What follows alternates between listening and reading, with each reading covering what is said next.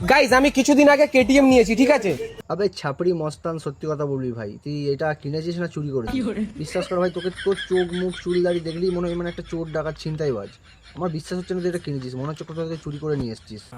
ये बड़ी अच्छी बात कही आप। এবারে কেটিএমটা থেকে একটা প্রবলেম দিচ্ছে।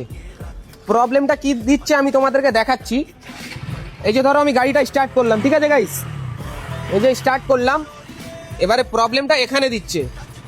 এই যে সাইলেন্সার আছে, সাইলেন্সার না মানে মস্তান ভাই, ওটা সাইলেন্সার? আবে ওটা সাইলেন্সার হবে বে ছাপড়ি, সাইলেন্সার। কমসে কম সকালবেলা না মুখ ধোয়ার সময় ভালো করে একটু জিভটা পরিষ্কার করিস। সাইলেন্সার বলছে সাইলেন্সার। ক্যামেরাটার সামনে নিয়ে আসো। এই যে সাইলেন্সার আছে, সাইলেন্সার থেকে তো ধোঁয়াটা বেরোবে। এবার সাইলেন্সার থেকে ধোঁয়াটাই বেরোচ্ছে না। ধোঁয়াটা কোথায় থেকে বেরোচ্ছে আমি তোমাদেরকে বলছি। ধোঁয়াটা বেরোচ্ছে আমার হেটার্সদের পিছন থেকে।